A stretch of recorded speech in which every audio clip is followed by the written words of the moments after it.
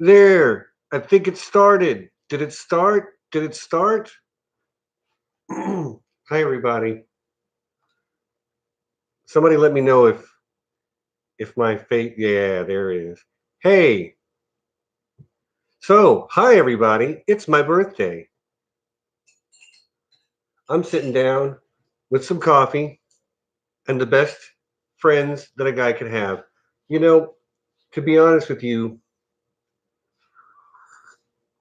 I don't have a whole lot of like really close friends that live nearby. Most of my friends are fandom friends, so it's really nice to see everybody here showing up. Let me see who all's here. Hey, you Pack Mule, I see you. Branwick, Bobby, Mandy, the lovely Mandy, Jen, I see you. Who else we got? If I miss somebody, it's Val. The lovely Val is in the house. Questing Beast, how you doing? Hi, everybody. So I have basically no plans for what I'm going to do tonight. I'm just going to keep an eye on the chat to see if anybody's got questions for me. But I think I got a treat for you. Hey, come here. Come here. These are my puppers. That's my mom in the background, but some of you have met her before. This is Willow. My mom Betsy. She's awesome. If you don't know her, you're missing out. Oh my gosh, James. Hey James, how you doing, buddy? Uh, and Outer Panda, good to see you guys. So this is Willow, that's Xander. Anybody who's a Buffy the Vampire Slayer fan will know where their names came from. We live in a small little place, so I gotta have small dogs. But yeah, these are my dire rats almost.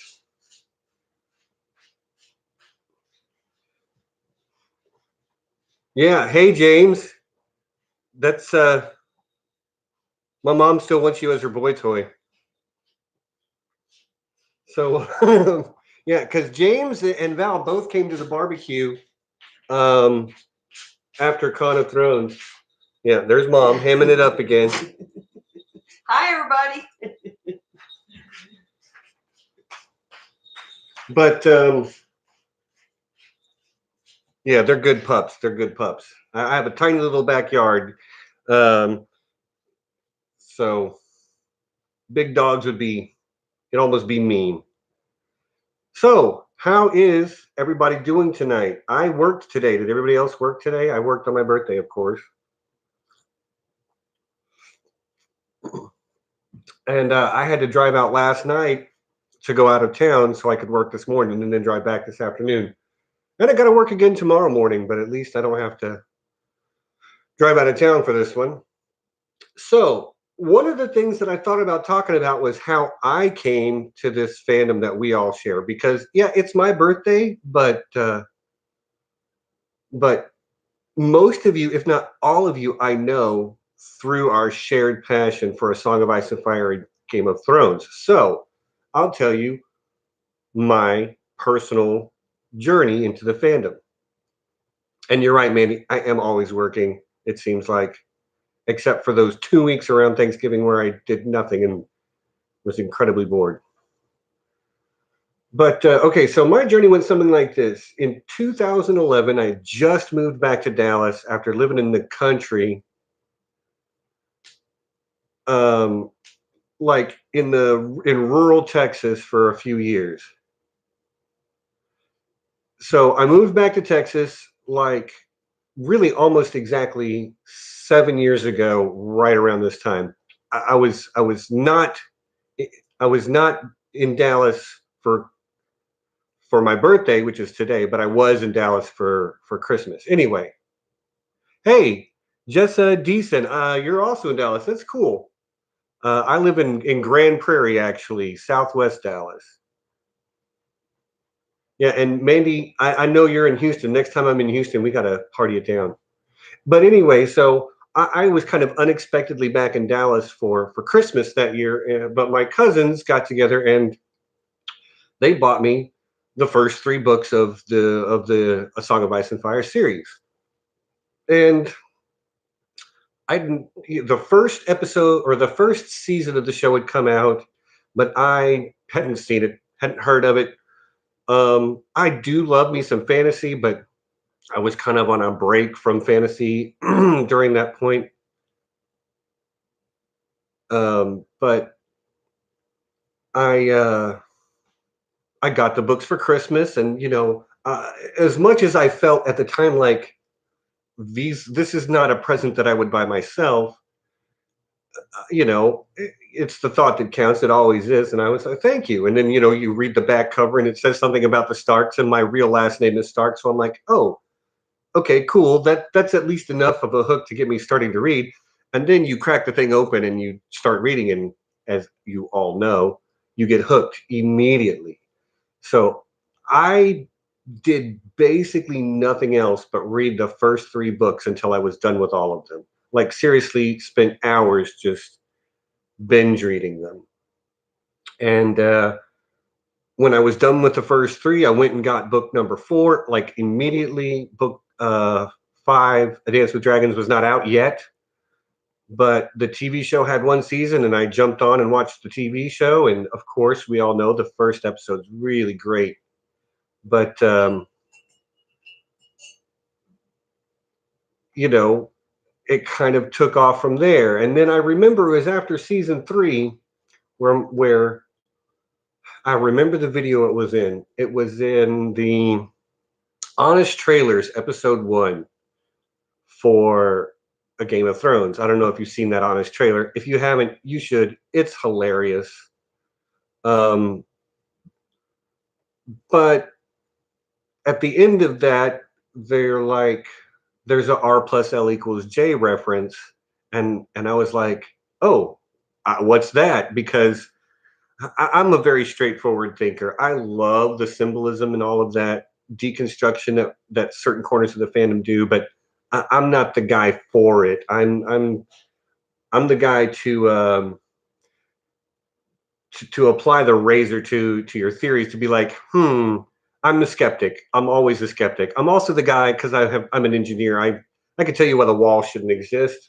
Ice under that kind of pressure from the weight above it should crack, and the wall shouldn't exist. But it's magic, fine. Um, but so then I'm like, what's R plus L equals J? And so you start to look up the R plus L equals J theory stuff, and after a while, that leads you to the next theory and the next theory, and then you go on to the crazy crackpot stuff, and then eventually you find somebody like History of Westeros. And Aziz has been my guy in this YouTube space for a long time. I got to get a lot of love to Val as well, because Val was one of the first that I probably like the first not History of Westeros channel that I really sort of like fell in love with, because she's a critical thinker the same way I am. And then um, I don't know if you guys know Dust on the Throne there, but he is that is just the coolest dude. I got to hang out with him all weekend over Con of Thrones weekend, even a couple of days afterwards. And man, if there's a countrified soulmate version of my brother in the world, it's that dude. I love that guy.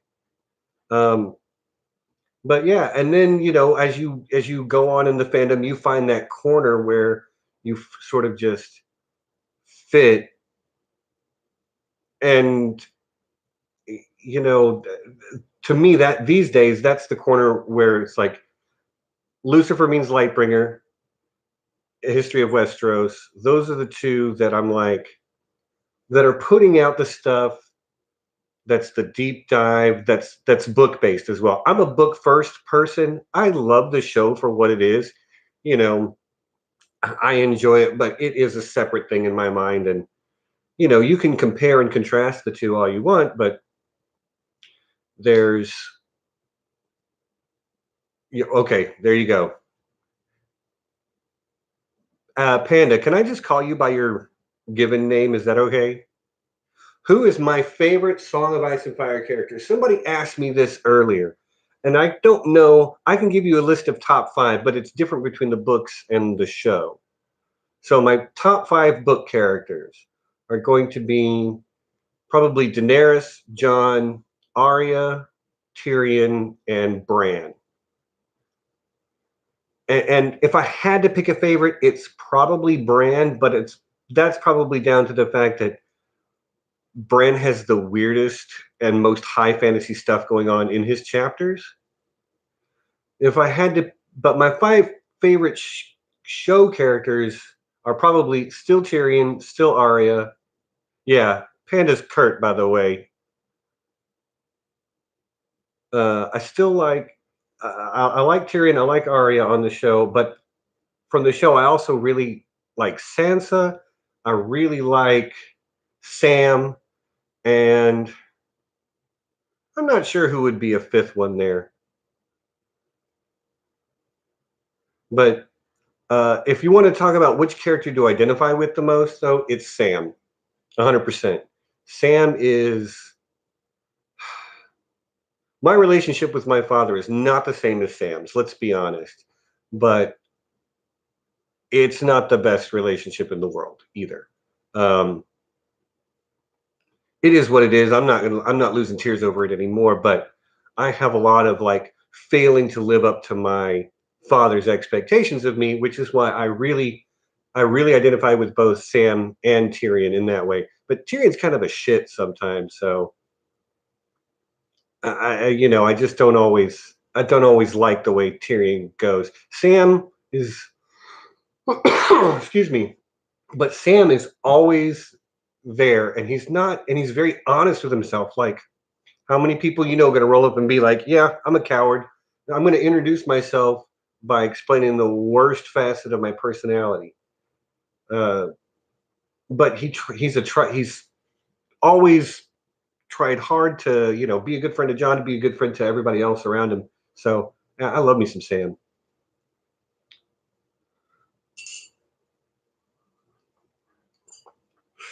I'm also wearing my very favorite T-shirt today, everybody.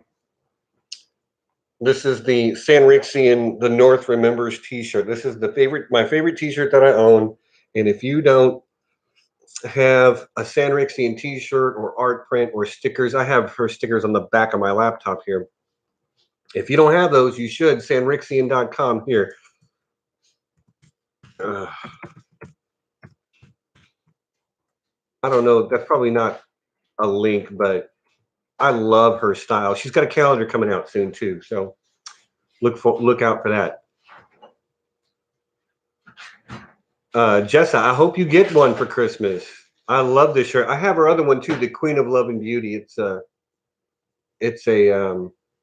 you know what? Hold that thought for just a minute. I'm going to be right back. I'm missing something very important.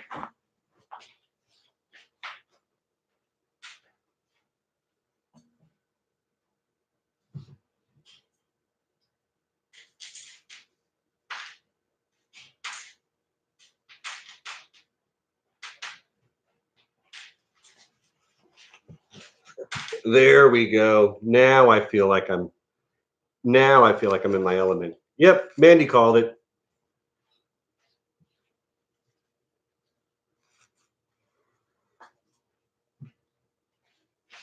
So, anybody got any questions for me? I grew up in Texas. I've lived thank you, Mandy. I've lived all over the world. I've got friends all over the world. And I have some unique perspectives on life. I'm 44 years old today. Feel free to mind my wisdom. To be honest, I'm doing this because I literally was like, I can't do shit for my birthday night. I've got to work early tomorrow morning. So I'm 44, Mandy, 44. But so I'm like, I can't do anything. I might as well just turn on the live stream and see who shows up. And I'll know that the people who really like me are the ones that showed up. So a big love to everybody out there in the chat. And I know that there's people who are working right now. So anybody that missed this, and I don't have the widest reach when it comes to social media and stuff. So my messages get lost in Twitter, I'm sure. But so if you missed it live and you're watching later, I'm not dissing anybody. I'm just saying, thanks to those who are here now. You're making this a night to remember. I've never done this before. Um, Far travels. Where have I been? Okay. So I was born in San Antonio, Texas. Before I have memories, we moved to Hanau, Germany, which is near Bavaria, because my dad was in the army. From there, we moved back to Texas. And then from there, we moved to, and that was Belton, Texas, which is near Fort Hood in central Texas. Then we moved to Colorado Springs. Hey, Melina, how are you? And thank you for coming. So we moved to Colorado Springs. Again, Dad was a military guy. I think I said that. And then my parents split up. I think I was 6 years old. We might talk about that more later. But from there, we moved back to Irving, Texas, which is right outside of Dallas. Mom remarried, moved to Grand Prairie, which was the next town over from that one. And I lived in Grand Prairie from the age of 8 to the age of 16. Then I did move to live with my dad who had moved to California at that point, Thousand Oaks, California, to be exact. And I went to a couple years of high school in California and a couple years of high school here in Grand Prairie, and joined the Army right out of high school. The Army took me to places like Kentucky for my basic training. Took me then to, was stationed at Fort Hood here in Texas. Went to Kuwait, was the only interesting place I really went. Hit a couple of interesting stops along the way. And when we were young and I lived in Germany, went to a couple places in Europe. But then I've also traveled all over the States. I travel for work a lot. So I'm all over North Texas, Oklahoma, cover all of Arkansas, the southern part of Missouri and Kansas, and go as far as Memphis, Tennessee, all for work. I'm going to be in Memphis, not next week, but the week after next for work.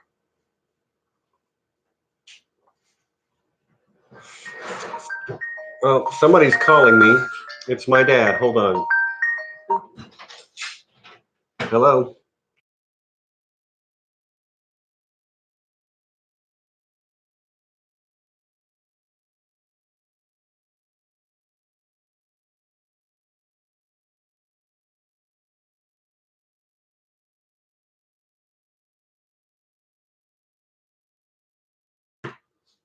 That's my dad with the worst timing ever. Oh, people left. Bye. Thanks for coming. But yeah, I've been all over. But okay, so much love. Oh yeah. Mandy, I see your brother is at Fort Hood. I did not enjoy my time in the military. I'm too much of a free-spirited free thinker. It did me a lot of good in a lot of ways, but I lived in the barracks, and barracks life was not for me. Um, it doesn't help that I had an alcoholic roommate when I was in there, so that doesn't help. That's another thing. I don't drink. I have no hate for anybody that does, but I do not drink.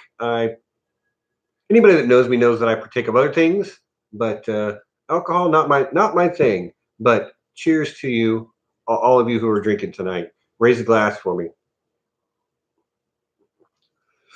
And yes, Pack Mule, obviously a Star Wars fan. Although my love for Star Wars has cooled considerably. Yeah, exactly, Mandy. Taking orders. And to be honest, these days there's sort of like I don't want to get too political on my birthday, but I'm going to speak my mind on my channel too.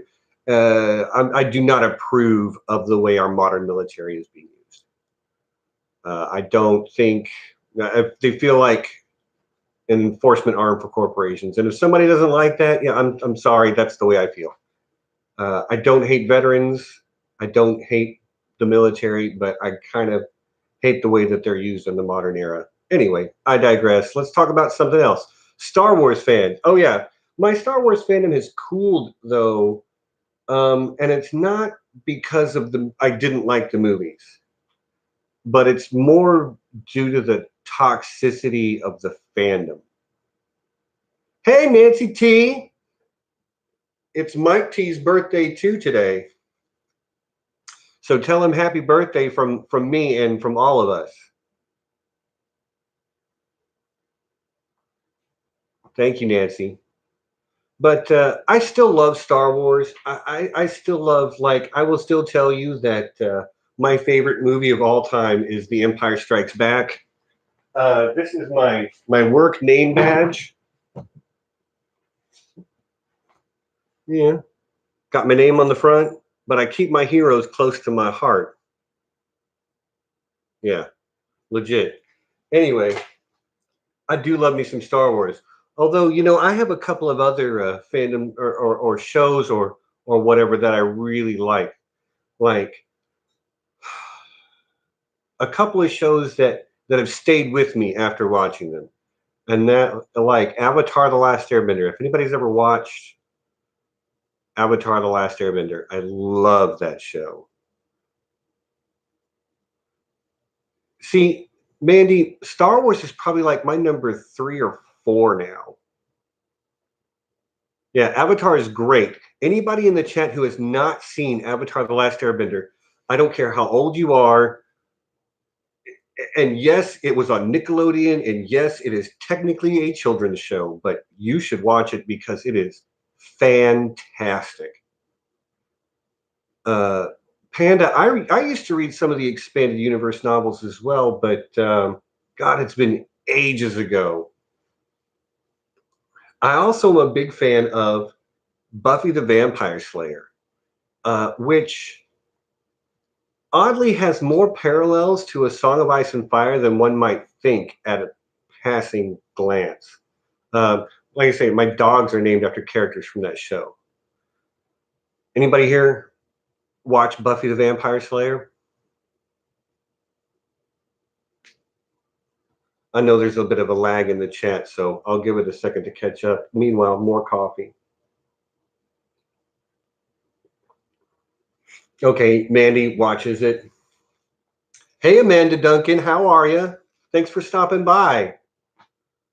This is more successful than I really actually thought it was going to be. PKJ in the house. Now, you want to know somebody who's really smart? Painkiller Jane is one smart lady.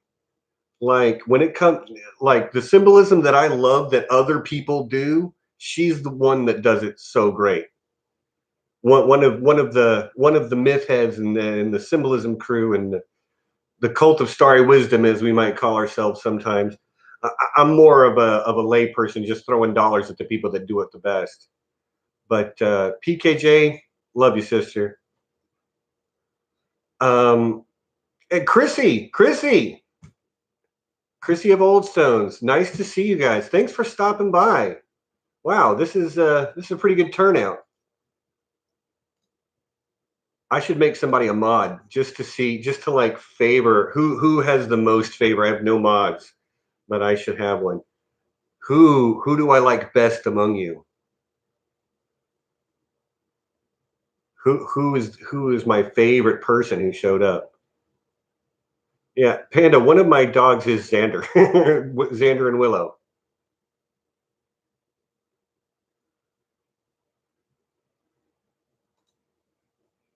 All right, now the problem is I don't know how to make somebody a mod. Oh, wait a minute. Is it this thing? Yeah. But now you got to chat. You got to type something to see who I picked. Who's my favorite person here? Okay, who did I randomly select? Yeah, Chrissy is a fantastic mod. For the record, I've been around Chrissy while she's modding, and the lady is on point. I'll give you that.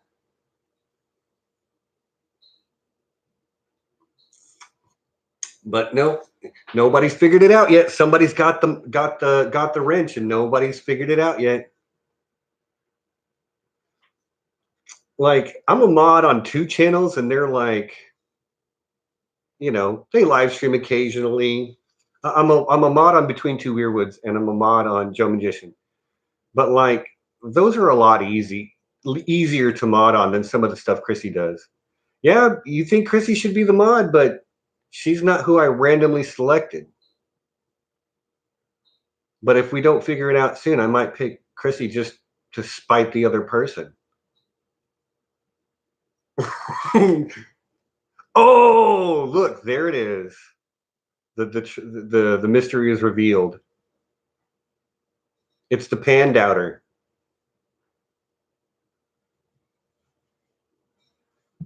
Yep, it's Kurt. You got it, Kurt. Oh, that's another thing. Like, so my nerddom goes back. Okay, so I was a big Star Wars fan when I was a kid, big time Star Wars fan. But like, you can't say you're a nerd because you were a Star Wars fan when you were a kid in the early 80s. It just doesn't work that way. You were just a kid in the early 80s. Everybody was a Star Wars fan. It wasn't nerdy yet. It didn't become nerdy until the late 80s, early 90s after they stopped making movies. So I didn't know I was a nerd until age 9, and I played Dungeons and Dragons for the first time. And I was hooked from go. And I have probably played more hours of Dungeons and Dragons than I have board games and computer games, like video games combined. I've played every permutation you can think of in Dungeons and Dragons, or every other type of setting and every other type of game system you can think of. I once tried to write a list of every role-playing game I've ever played at least one full session, and I had a list of like 50 different games, and I'm pretty sure that wasn't all of them.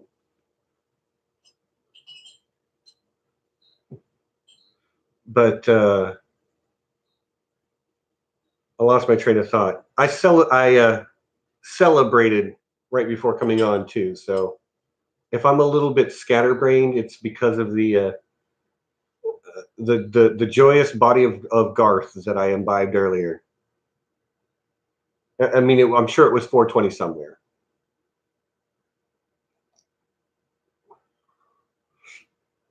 PKJ, my mom is like an old school Trekkie as well. Like, that's her big fandom. And my mom is a nerd too. She watches Game of Thrones. That's who I go watch Marvel movies with, is my mom. Did I ever play Dragon Age? The Dragon Age RPG? No, I did not.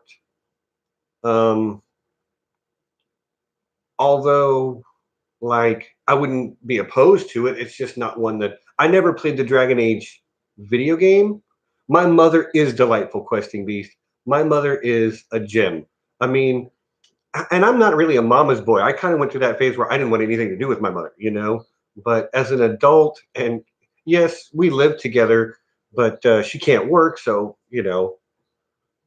and I have somebody to cook meals and wash dishes for me. It's great. So, but yeah, my mother is a truly wonderful person, truly, truly. Um,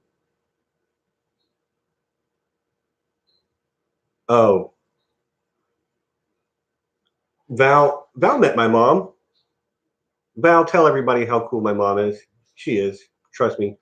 And apparently, she was playing Dragon Age earlier on her stream. I didn't step on you, did I, Val? Of course I didn't. If I did, you wouldn't be here. But thanks for coming by, Val.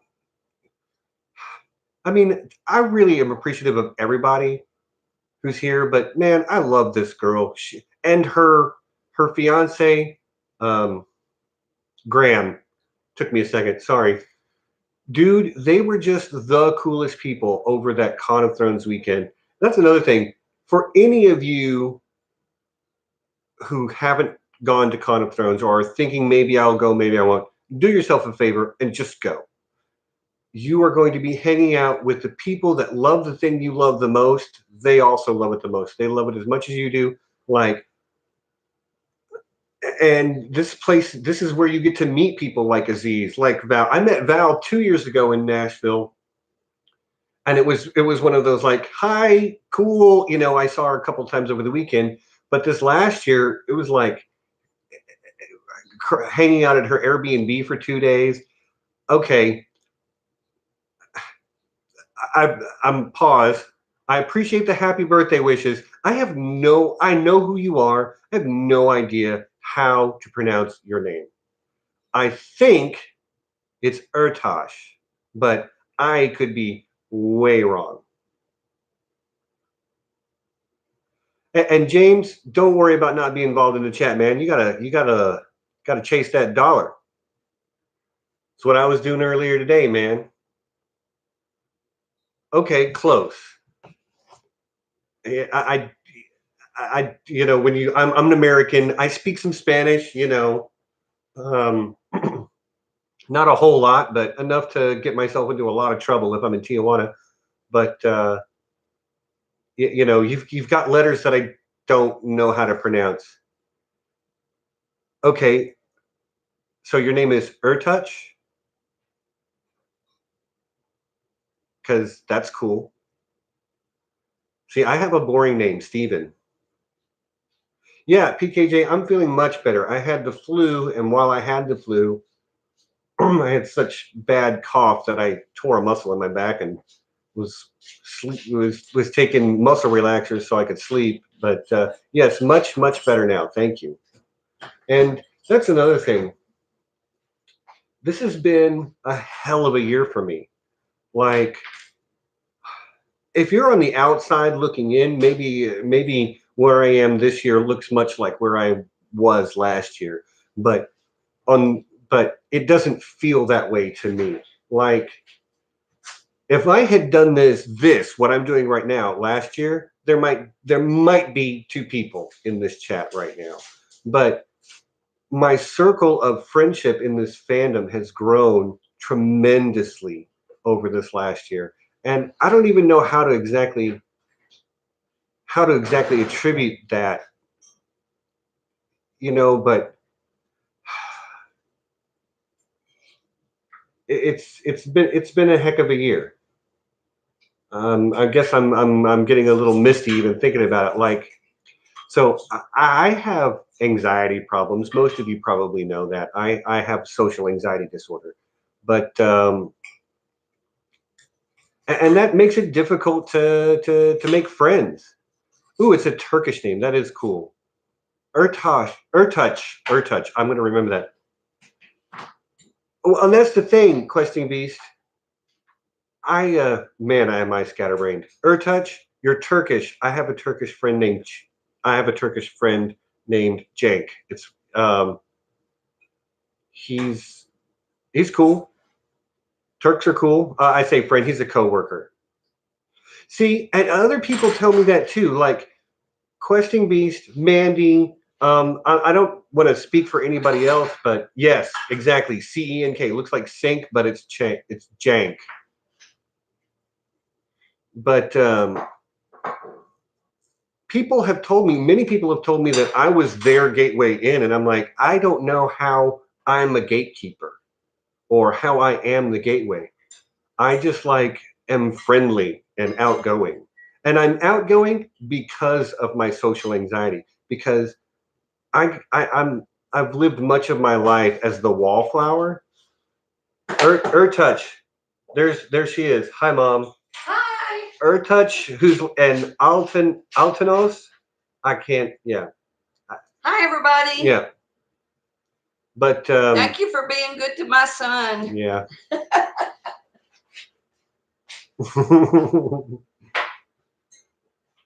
But like, I don't know how people feel like I was that way, but many people have actually told me that I was there, like the person that sort of was the one that made them feel welcome, which warms my heart.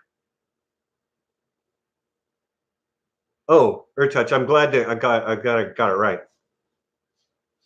Yeah, and Mandy, that's it. Like, I'm not trying to say anything negative, but like, it's not special that I met you in the chat and I was friendly and welcoming.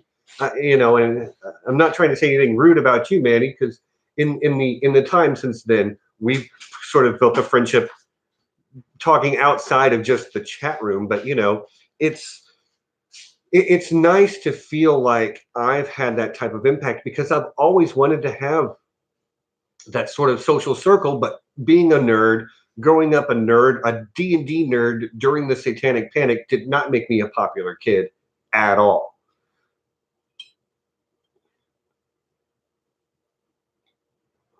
But that's what I've grown to really love about this community, is just how accepting it is. And somebody's going to throw out a piece of tinfoil and I'm going to be like, I don't think that's right, because my science mind is going to be like, there needs to be a narrative purpose for it, and then there needs to be textual evidence for it, and then there needs to, you need to convince me. I'm like I say, I'm a scientist. Skepticism is my default, but once you convince me, I will follow you. And I can be convinced, but like, oh well, and yes, there's a couple of like Branwick, all nerds turn to the internet for friendships. Indeed. My enthusiasm is infectious. Here's the thing. I love what I love. And I grew up in an era where what I loved the most was playing Dungeons and Dragons. And I could not talk about that in public. So like, if you talked about Dungeons and Dragons in public, you risked this huge ridicule and being accused of worshiping Satan and sacrificing goats in your cellar and stuff. And I'm like, dude, it's like we're playing pretend. And nobody needs to be convinced of this here, but to be able to talk about the thing that I love the most now, which is this story, my number one fandom, A Song of Ice and Fire. But it's really a liberating experience to have this group. And I imagine that applies for many of you as well. I don't know how many of you, and there's no need to answer. This isn't this type of stream or anything, but like, I know many of the people who I've had private conversations with via Twitter and Messenger have expressed that they also have anxiety issues. And my therapy is this fandom, putting myself out there, tweeting things and being like, that's going to stay out there and it's just going to linger in the cosmos. And if people are going to disagree with my point of view, they're going to come at me. And also things like, I did panels at Con of Thrones. I have social anxiety disorder, and I presented a panel at the last Con of Thrones where I basically said, Ned Stark's not as great as you think he is. And I had to stand up in front of a bunch of A Song of Ice and Fire fans and convince them, or at least make my argument, that Ned's not as honorable as people say he is.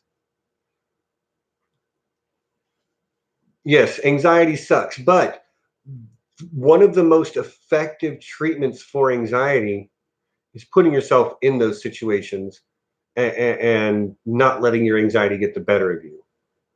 All right, I'm going to catch up with the chat because it's been flying by.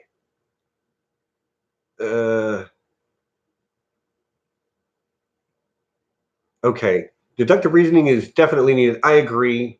I'm a myth head, but I'm that guy that's like the hard one to convince. But once you get me there, I'm like, oh, I'm sold. Like, I'm a green zombie. I'm a green zombie guy all day long. I don't know if you know the green zombie theory. I love it. And of course, the base LML's base theory of like the meteor impact and all that stuff. Love it. But it took me a while to become convinced by it because I thought it was too tinfoilery at first. But there's enough evidence and there's enough narrative purpose to convince me over time.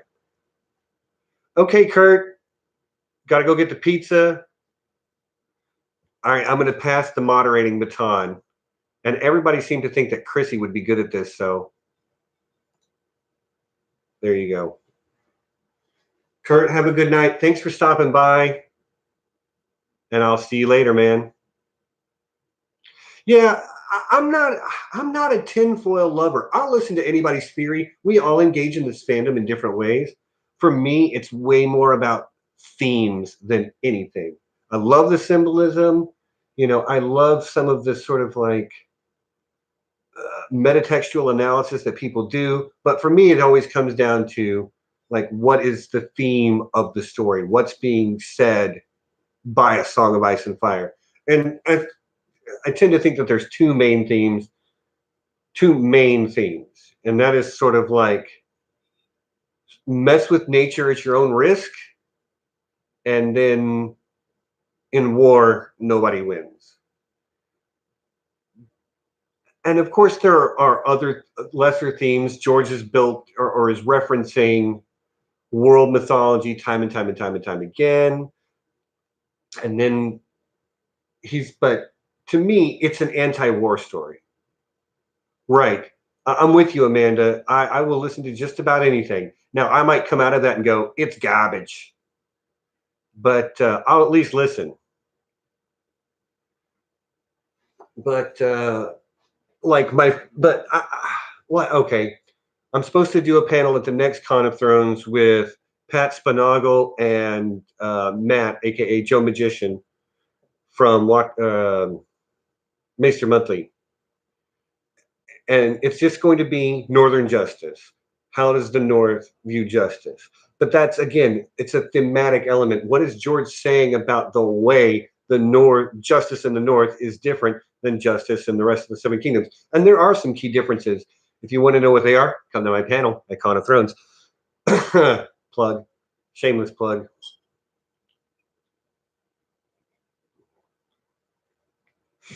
But see, there you go, PKJ. All men must die and all men must serve. Is George expressing his horror of the draft and the war on Vietnam? Exactly. George is a child of the, I want to say, of the 60s. Yeah, he grew up, writing his stories into the Fantastic Four in like 1963. So, he grew up in the free love era and the age of the hippie, and so much of fantasy still glorifies war. Even like Tolkien did not glorify war, but a lot of Tolkien imitators have, because he is telling a story about war, but it's a story of at what cost war. Like watch the movies. Oh, great, fine. Aragorn gets the girl, and all the hobbits go back to the Shire, and Sam marries the pretty one that he was flirting with in the first movie, and it's all happy ending, more or less. But if you read the books, there's a thing called the Scouring of the Shire, which is the hobbits return home, and home is basically laid waste. So they went off on this huge epic journey to save the world, and they saved the world, but they came back to a home that was not at all what they recognized. Exactly, Amanda. Not a happy ending. Oh, Amanda, you can't go to Con of Thrones? Why not? Too far? Because there's ways to go cheaper.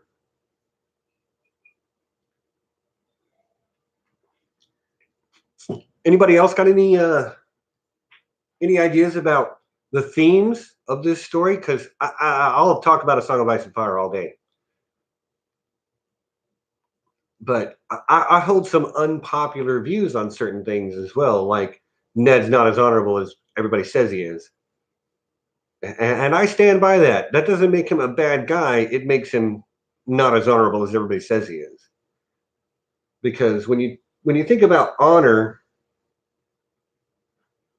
yeah. Well, Jessa, I'm going next year. Carpool. I've already got a line on a good Okay, Amanda, that's the best reason you can have. You can't leave your dad with his health issues. But Jessa, I mean, I got a line on an Airbnb. It's going to be really cheap, carpool, and you know, if you do panels, you get tickets for the days you do panels, so that can make it cheaper. Okay, Bobby, thanks for stopping by, and I'll see you. I'll see you when I see you. Come to Con of Thrones. I'll see you there.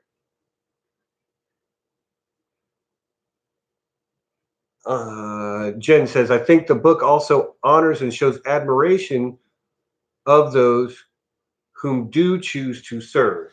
I mean, on some level, he's not. Uh, okay,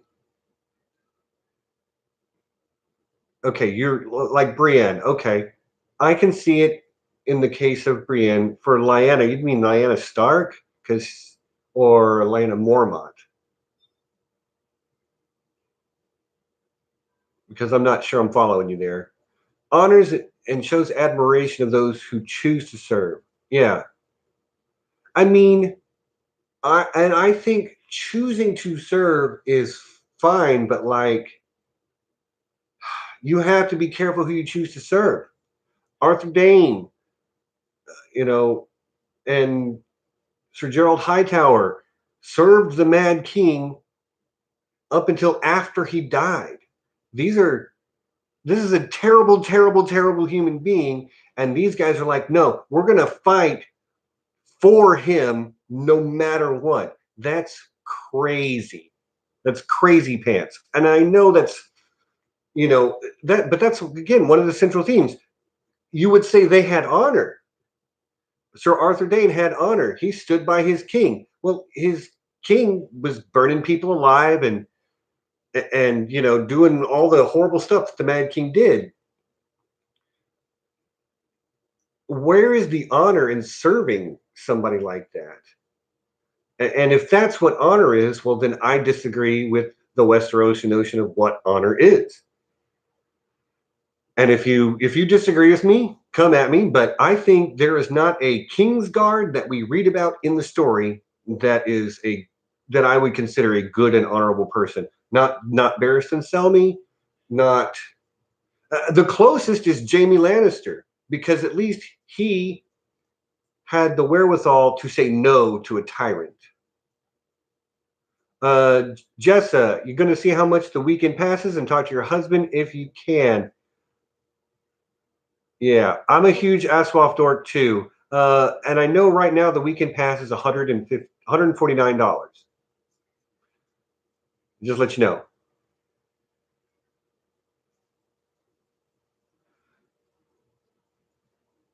You know how U.S. presidents age so quickly after taking office? I have a gut feeling that we'll see Bran sporting longer hair and a beard next season. Thoughts? Well, all I have to say is that it took a long time to grow this. So, if he's got a beard half this long, I'm going to call BS.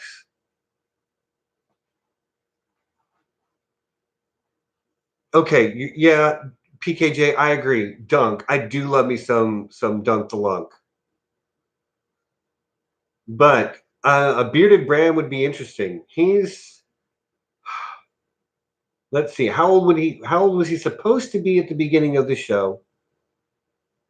Right, PKJ, I'm with you. Until we see uh, have died but for the valor of the Lord Command, whatever that is, that summer hall. I would love to see that. Uh how old would Bran be? Because he was 10 when he got shoved out the window by Jaime, and this should be 7 years later, so he should be 17. A bearded Bran isn't crazy. What would be really great is like a peach fuzz, like crazy mustache, like I had in high school. Hey, you guys want to see some of my old pictures? I should go grab some of my old pictures so you can see what I look like as a kid.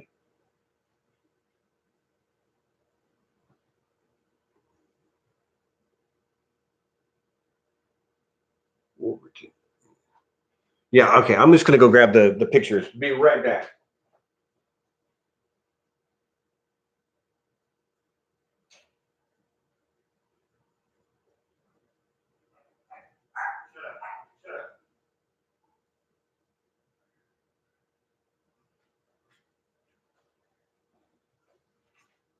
Okay, here we go, folks.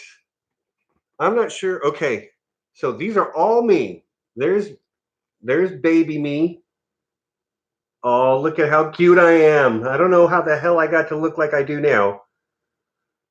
But, and there's me, like, this is probably still in Germany. Then my whitey tighties, of course. Me taking a picture with a football. I don't know why I have a football in this picture. I never cared about football. There's me wearing like my dad's army helmet, probably 5 years old. I don't know how old these pictures are, but I'm obviously a youngin' still. I hope you can see these well enough. Yeah, Mandy, I would have tried to date me in middle school too. Oh, look at that handsome man right there, huh? He sure is happy. And then we get into like my more like my high. Those are probably like first grade and fifth grade right there in the middle. And that's probably ninth grade. And see, I've got the greasy high school mustache here. This is also me in high school. This would be at the beach in California. I lived in California for a couple of years. And then I'm going to have to tilt this to get a better look at it. This is me right here in a haunted house production I did with a Van Helsing and my Dracula's wives, and I'm Dracula. Anyway, that was a lot of fun. I used to do a lot of like musical theater in high school, but you're living for the jacket. Which jacket? This blue 1970s one. Yeah, I know. I love that picture. I'm such a. It screams 70s though, doesn't it? All right, I'm gonna catch back up on the chat here. Bow tie. Yeah, I know, right? The bow tie. Mandy, I would have tried to date me too in middle school, except I'm not gay, but I was very dateable. Actually, that's probably not true. I was probably not very dateable in middle school. Actually, I was pretty self absorbed until my early to mid 20s, I would say. The personality that I have now is not the personality I grew up with. I grew up very insecure, feeling very ostracized and feeling like angry because of it, you know? But eventually you learn to process those emotions or you don't and you just are miserable forever, but screw that. I don't want to be miserable forever. So I learned to deal with them, you know, and I got over the fact that not everybody not everybody's going to like me. And all of a sudden, everybody started to like me a whole lot more. It's weird. But it also took a really, really, really bad relationship to get me to that point, to get to the point where I was like, I would rather be alone than be with the wrong person because I've been with the wrong person twice. And then I've been in one really healthy relationship since then, which is sort of like I'm single now for the record, ladies. But I it's better to be single than to be with the wrong person.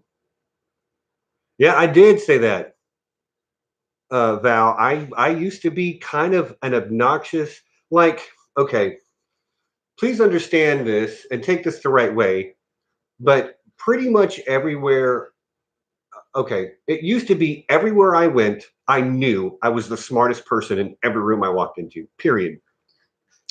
And could be disdainful of people because I thought they weren't as smart as me. But then, you know, and I will tell you, I still feel like I'm one of the smartest people still, pretty much everywhere I go. Um, but I've also learned to value things other than intelligence so highly, but that's probably another reason that why I love this fandom. It's full of really smart people. Um, and yes, okay, PKJ and Jen Wolverton are making me laugh here. Yeah, end up like Littlefinger and kill everybody that ridiculed me, right? Or the Steve Buscemi character in Billy Madison, where he's like crossing the names off, and then he puts lipstick on. So hilarious. And he saves him in the end by shooting the guy. I love it. Love that movie. I've never been the biggest Adam Sandler fan, but for whatever reason, that movie, yeah, the lipstick, that movie got me. Right. And see, that's where I am now. Like, I've been single for a long, long time. Uh, but uh, like, it's allowed me to like fully realize myself. And part of my unique sort of psychology is that my social anxiety led me to like horrible trouble with women. So if a girl showed me some sort of like interest, I would glom on. Okay, Milena, 2 a.m. Yeah, get some sleep. Thank you for coming by, and I will see you around in the chat. Bye. But so just anybody could show me some interest, and I would be like, boom, I'm gonna glom onto this person because she's showing me some attention. And it's not a pretty look, fellas, ladies, for any of us. It's not a good look. And it causes you to fall in with somebody who's not really right for you. But then you sort of like you cling and you try to make yourself indispensable. And I've been in two very, very unhealthy relationships that were both quite long term. So but I didn't know how to define myself outside of my relationship with someone else. Really, and probably until about 10 years ago when I had my second really bad breakup. And it was like, I think I'm done with women. And that was my stance for a good, I don't know, 3 years, 2.5 years, until I met somebody who was actually very good for me at the time. Although we grew apart, she wanted kids. My kids are already teenagers. Sanri, hey, by the way, Sanri, wearing your shirt right now, my favorite T-shirt. I already like plugged your stuff earlier. Thanks for coming by, Mallory. Love it, love you. Thanks for coming. But yeah, I had to learn who I was as a person outside of my sort of contextualizing myself with someone else. Like I couldn't just be Steven. I had to be someone's boyfriend, someone's husband. And Blurta is here. Hello, Blurta. Thank you for coming. Man, I, lots of people have showed up and been in and out. It's been a great time. I had no idea this would be this successful. Um, yeah, so I and it's crazy because the sort of events that led me to this idea of I need to learn who I am in and of myself is about the time I started really falling into this particular fandom. And so the rise of my self-actualization has coincided, thank you, Sandri, has sort of coincided with um, my growth in the fandom has coincided with my self-actualization, which is it's an interesting point, I guess. I don't know that one thing has to do with the other, but it just sort of worked out that way. Oh, more coffee. I've been just yammering for an hour at this camera now, and cool, weird. This is not a thing I do, but cool, weird.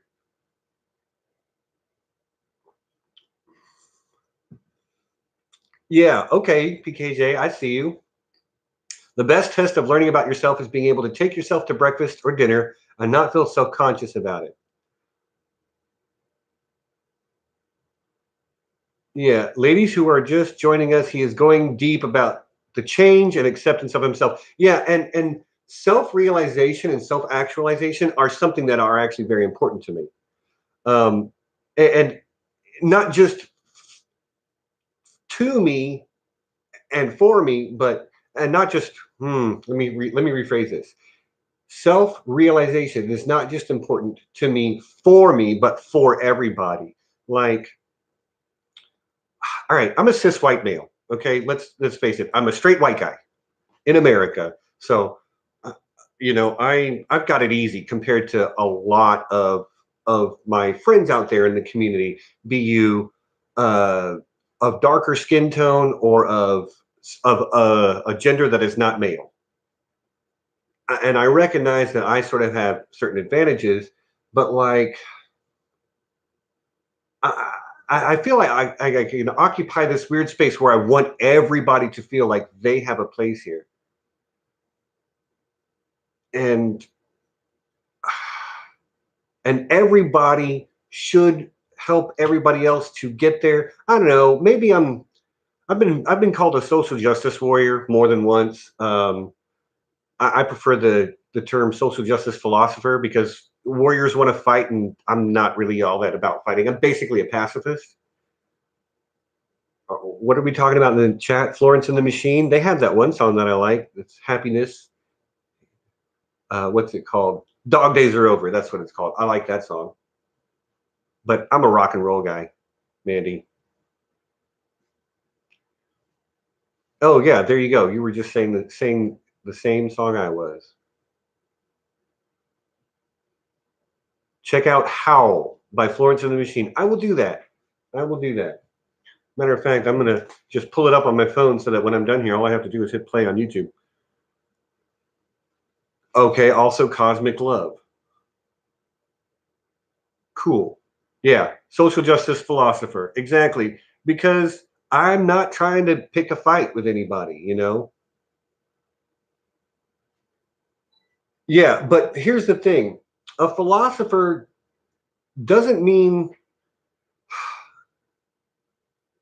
right. Warriors, it doesn't mean that I am unwilling to fight. It means that fighting is not what I want to do first. It's really not what I want to do. I would rather have a conversation with someone about why I disagree with them. Because I don't want to be like, oh, you think XYZ, well, you're just stupid and I hate you because I'm on this side. I'd be like, no, maybe you just need a new lens, you know? And one thing I am good at is teaching.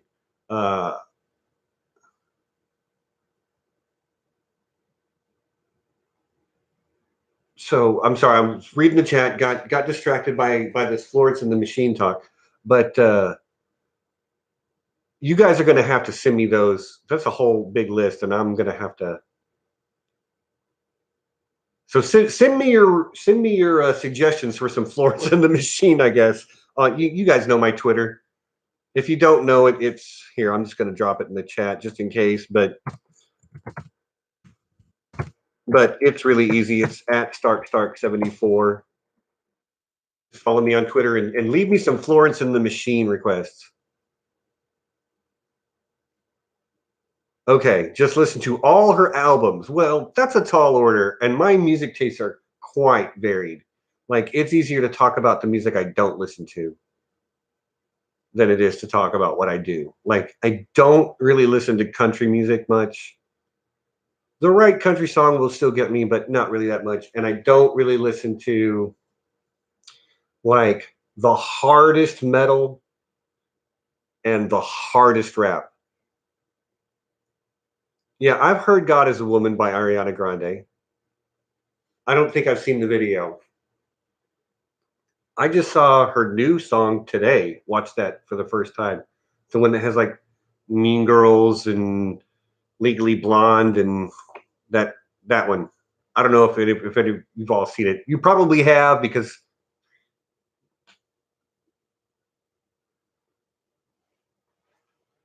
the hardest rap. Okay, like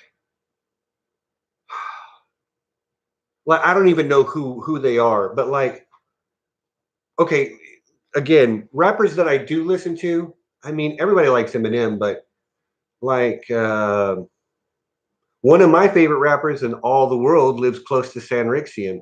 He's a guy called Tech Nine. That dude is awesome. There's also another guy called Hobson who does some great underground rap, and they're not like these guys are not gangster. I guess that's really what I mean. Like the true like trap rap or like the gangsta rap, I don't really go for that because they're just talking about I got money and I'm getting drunk and that stuff. So I'm not really into that. But like if you get somebody who's putting lyrics and truth in their lyrics, Childish Gambino is another one. He's so good.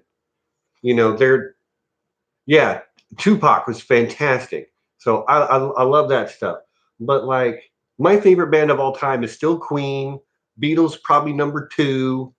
Number 3 might be like old school Metallica or something. I need to listen to more Common. And then yeah, Dre's fine. The thing is, Dre's a producer. Not, I mean, he can rap, but he doesn't write his own lyrics. And a lot, I find for me with rap, it's way down to what are the lyrics saying. So,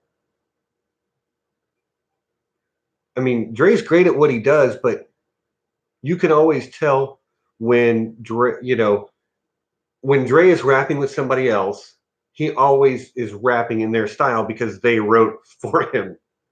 You like Stained? Stained is fine. They had especially in their early stuff, they had a couple bangers that I liked. It's been a while, and I do remember Forgot About Dre. But like, if you listen to that song,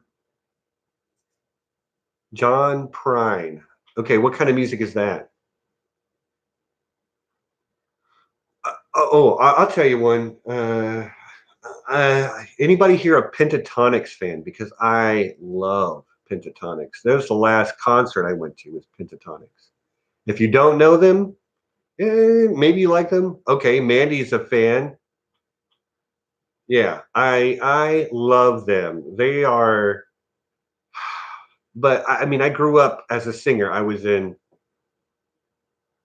Yeah, their Hallelujah rendition is the best version of that song ever made, in my opinion. But I like a lot of their covers better than the originals. Yeah, I like I say I saw them live. Was it July? Seems like it was in July. Okay, no, I disagree, PKJ. I think they're better than the original, better than Leonard Cohen. But I think they have very few songs that aren't better than the originals. Oh, okay, blasphemy. Come on. Richard Cohen was a great songwriter, but he was not a great singer like Bob Dylan. Bob Dylan is a great songwriter, but not a great singer.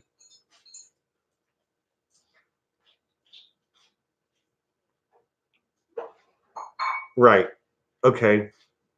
Questing Beast is saying John Prine can't really be categorized, but he did a lot of collaborating with Steve Guthrie. Okay. Well, I'll check him out.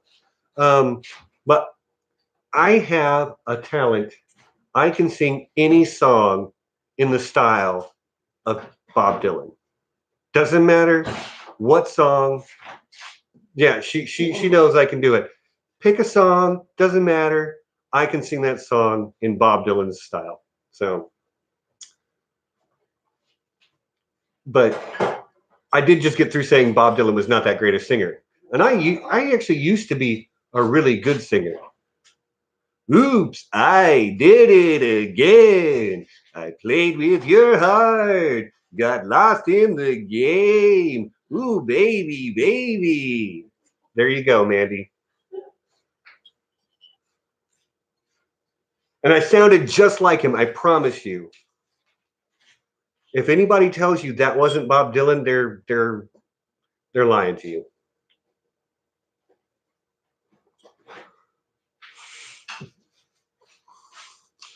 Okay, yeah, a little bit like, but Tom Petty is a better singer than Bob Dylan. But I agree, it got a little Tom Petty in there. OG country, yeah, I do really like Johnny Cash. I mean, God, how do you not love the Man in Black? And again, not the greatest singer, but a great songwriter. He had such soul in his voice that it was. I just love everything he's done. Even like the. Okay, Painkiller Jane. I am very happy you like Loretta and Patsy. I really am. Not my style, man. Like, okay, I'm listening to stuff like Unleash the Archers, Shadows Fall, something that's a little more mainstream. Do either of you? Does anybody out there know the band Shadows Fall? Yeah, Shadows Fall is badass metal band. Unleash the Archers is another really awesome metal band. Val, are you still out there? If you're out there, the lead singer from Shadows Fall. The first time I saw saw her, I was like, she looks like Val, and they're Canadian. Of course, she doesn't look as much like Val when you see her in profile, but yeah, Dragon Force is cool. I do enjoy some power metal. I love guitar solos. I don't play the guitar, but yeah, yeah, it's a band called Unleash the Archers. You should watch if you're gonna watch something from them. My favorite song they do is called Awakening. Unleash the Archers is the name of the band. She doesn't look not like your spitting image, but it's like they're a Canadian metal band, and Killswitch Engage is good. But their song Awakening is, man, especially the video for it, because it's the video for Awakening shows the whole band doing what they do, and it's pretty sick. And it's sort of like melodic power metal. Like she has almost an operatic style voice. Really cool. I don't know how we started talking about music, but I approve. I have had the music in my heart for a long, long time. I started the choir in the 6th grade, and I was in choir all through high school, and I've been in a band, and I tried to learn the bass guitar, but I'm not very good at it, but I tried.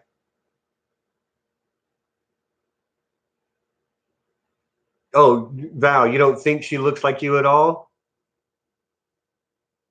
But I will tell you this. I love music. It's such a universal constant throughout the world. And, like you hear that E minor chord and you're instantly in the Old West, that ding, ding, ding, ding, ding. Yeah, I mean, I'm not doing it justice, but like, yeah, I was going to say Holy Diver is Dio. Killswitch Engage probably did a version of it, but there's no way it's better than the original. Oh, okay. I see you, Val. I see you. But um, I love music that either crosses genres or takes an existing song and flips the genre, like, which is probably why I love Pentatonic so much. They're gonna take a song like from Daft Punk and do it a cappella. How do you do electronic a cappella? Well, go watch their Daft Punk video and you'll understand how. But it's awesome. Or like, there's a band called Apocalyptica that I fell in love with a long time ago, which is they did Metallica. Their first album was all Metallica music, but it was just 4 cellos, no vocals, no drums. I don't know Dimmu Borgir, but you guys are throwing a lot of stuff at me tonight that I don't. That's new to me, but I always love finding out finding new music. I love music. Like I listen to some K-pop, some Japanese metal, some there's a Turkish song that I heard the other day. And I'm like, this song is really good. I don't understand the words she's saying, but okay. Dimmu Borgir is a European melodic metal band. Okay, cool. Along the lines of like Nightwish or something, because I love me some Nightwish. That woman could sing too.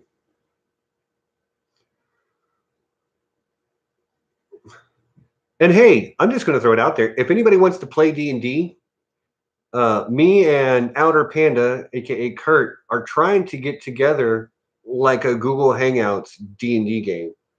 And you understand that if you've never played before, it's a time commitment. But if you're down, if anybody's down, you can hit me up, and I'm just looking for people to play with.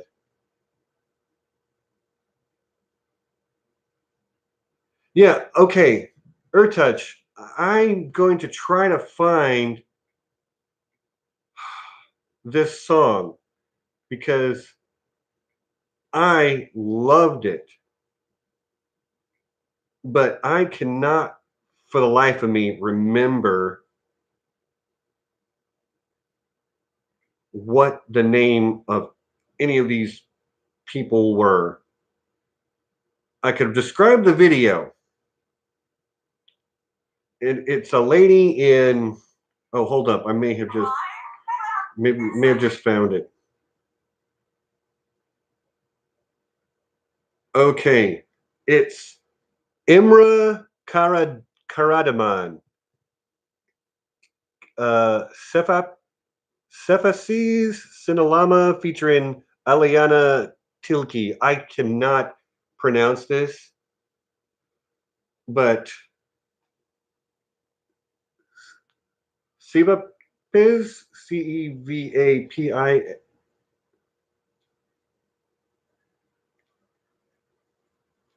I'm spelling this wrong. Cevapsiz. Cevapsiz. Cevapsiz. Yeah. Anyway, Imra Karadaman I'm an American. Yeah, I know. I do like dancing music too. I do. I've got something about music in general. If it's got a beat that I can start moving to, I'm a sucker for it anyway. I'm not really a pop music guy. I'm a rock guy, but I did like that. I did like that song. But you're right. It's very poppy, but it's also a style that's very different to my Western ears. So hearing the sort of like Western style music, like instrumental part, but then with a sort of like a Turkish vocal on top of it, that was very interesting to me because of the blend of styles and genres.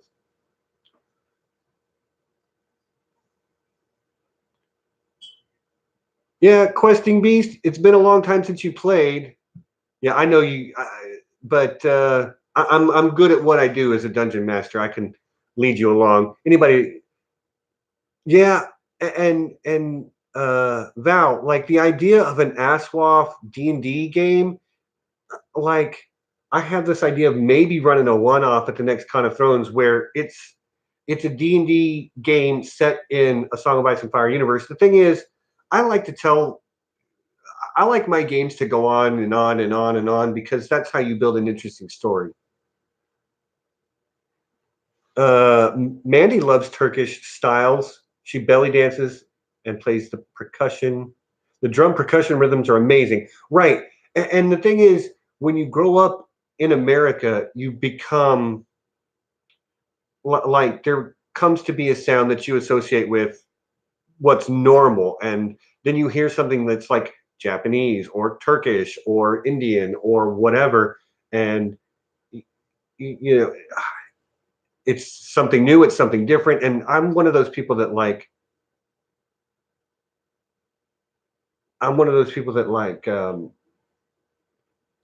show me something new, show me something I haven't seen before, but music is sort of like it's a thing where you establish an expectation and then you break that expectation, and that's where music gets interesting, especially stuff like jazz. I love jazz for that reason. Okay, Amanda, thanks for coming by, and I hope to see you. I'll see you around, I'm sure. Thank you for the birthday wishes, and have a good night.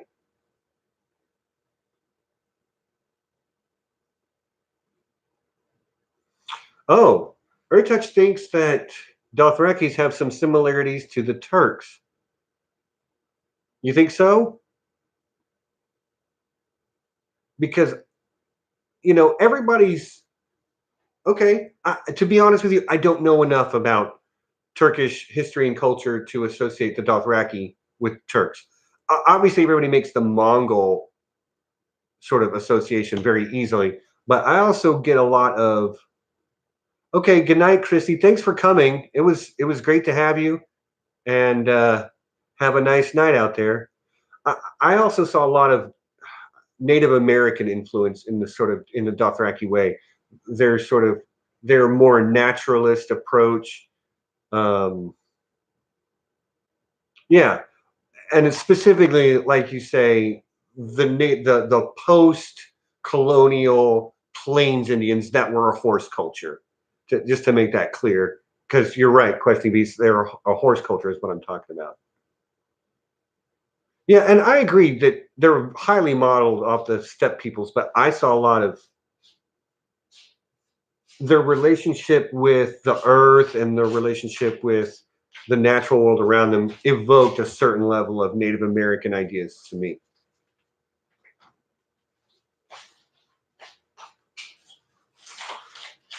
Ramin Djawadi used a lot of the percussion elements from the East. I mean, Ramin Djawadi is a fantastic composer. So whatever he did, he's doing it right. To the point that, like, when there was a piano in season 6, episode 10, I was like, this is weird. But he built all of his music up to that point without a piano.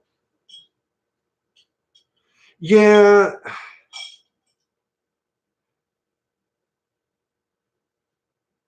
Okay. Okay, so I'm trying to follow along with Painkiller Jane. It should be said that Dothraki is the noble savage is BS. Yeah, I hate the noble savage trope at this point. It's been done to death. Ooh, I would love to see that, Mandy. He busted out electric guitar at the concert. That would be cool. So,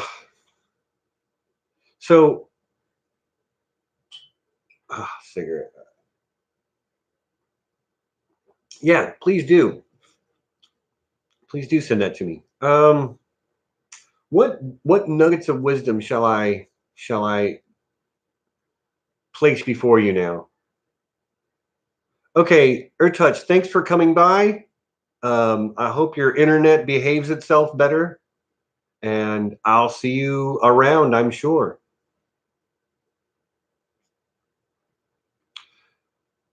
I wish we had a Dothraki POV along with Danny's because the Dothraki fall into that trope at points. Yes, I agree.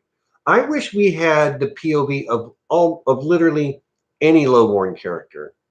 We have character. Okay, Davos is technically lowborn, but he has been elevated to a pretty high standing.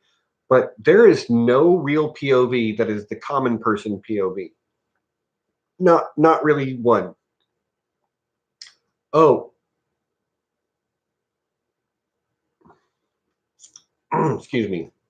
Okay, fair point, PKJ, but that's not main series. That's the side series, and he does. We know.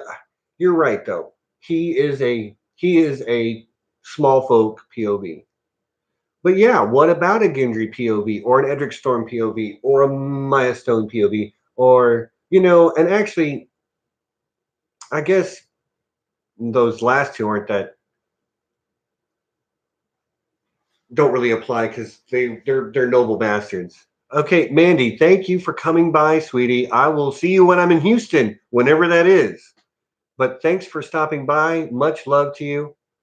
And I understand what it's like to have little ones running around. Mine are not little anymore, but I do get it. So thanks for coming and have a nice night. Um, but I would just love to have a POV of somebody that isn't the top 2% of the social ladder. Of course, they're not affecting things, but you could have one from the Night's Watch. You could have a Gren POV or a Pip POV, but we never get that. And I'm not sure why that is.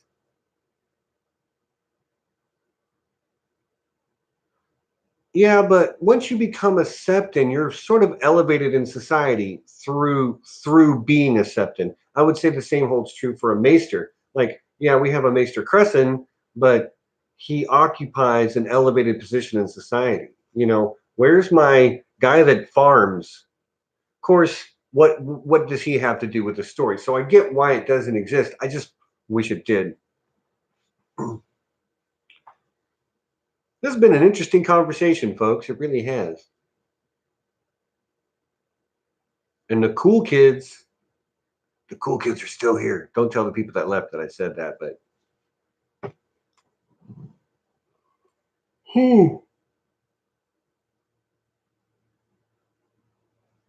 right. Where's my average Joe Northman or Jane North Lady? So, who's everybody else's favorite character? My favorite character was asked. So, put in the chat who's your favorite character from the main series. Mine from the books is Bran, and I know that is not a popular choice with really anybody, but it's the most fantasy and the most horror you're gonna get. I do love me some Sam too, but Bran is my favorite book character. See a Robb Stark out there, Pack Mule, showing Robb some love. Robb is an interesting character, but we don't even get a POV from Robb. James is loving on some Sam as well. Yeah, like I would never even, it wouldn't even hardly cross my mind to favorite a character that we never even got a POV from. Yeah. Sam always wishes he could be a wizard. Me too, buddy. Me too. And while I'll tell you that Bran is my favorite character, Sam is the one I identify with most. I am the Sam in life. I'm like I wish I was a Ravenclaw, but I'm probably a Hufflepuff. Yeah, that's me. That's Sam too. Sam wishes he was a Ravenclaw, but he's really a Hufflepuff.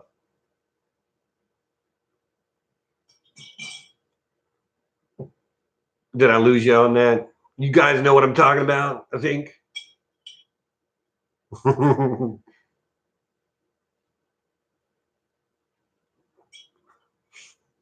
The small folk POV is needed, but in a society with non-existent literacy, it's hard. Besides, it mimics history. Socialist movements and revolutions, especially in Latin America, is from the middle class. Okay, that's a fair point, but what's the Westerosi equivalent of a middle class? Does that even exist? Because you have lords and you have small folk, and maybe there's sort of a, you could be a wealthy merchant, but then you're not middle class at that point. And yeah, merchants is about as close as where I would get to that as well. But I don't know. Most of the craftsmen, I would argue, are still lower class. There's exceptions to that, like Tobo Mott is a very successful blacksmith, but he's one of the best in the all the realm. So that makes a very small middle class, if you get what I'm saying.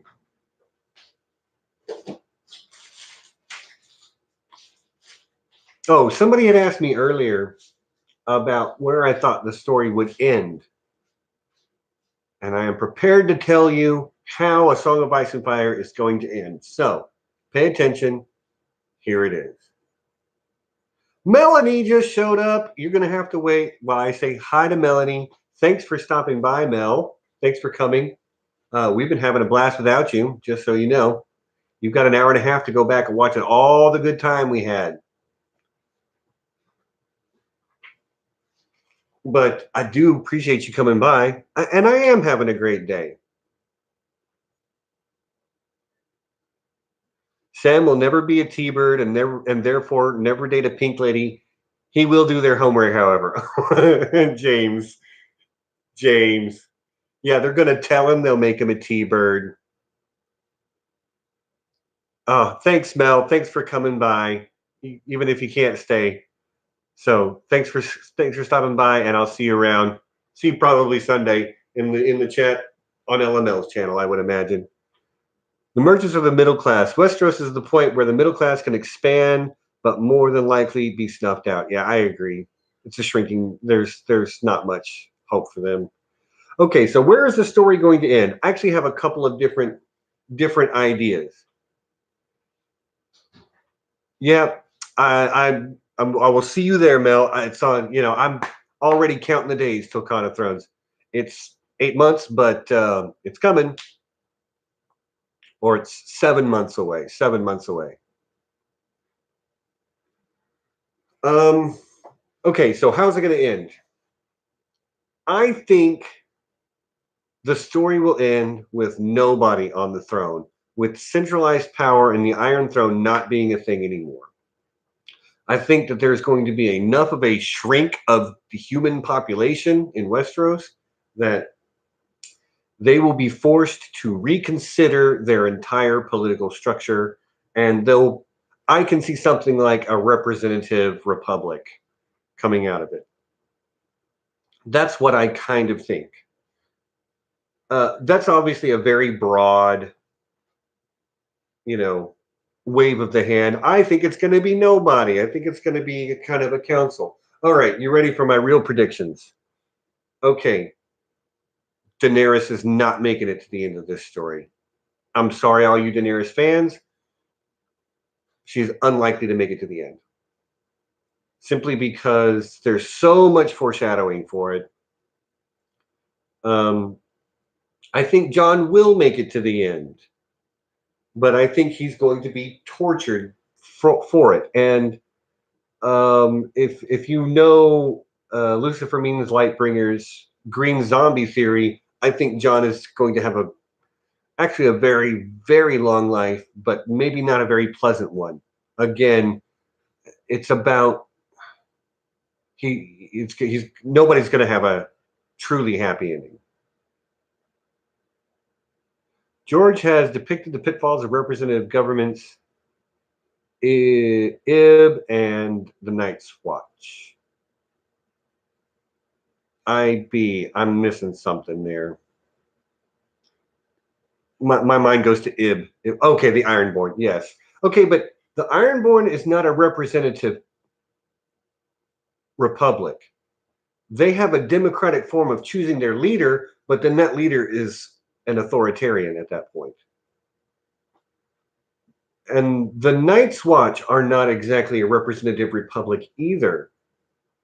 They elect their officials, yes, but then those officials rule from a position of absolute authority, more or less.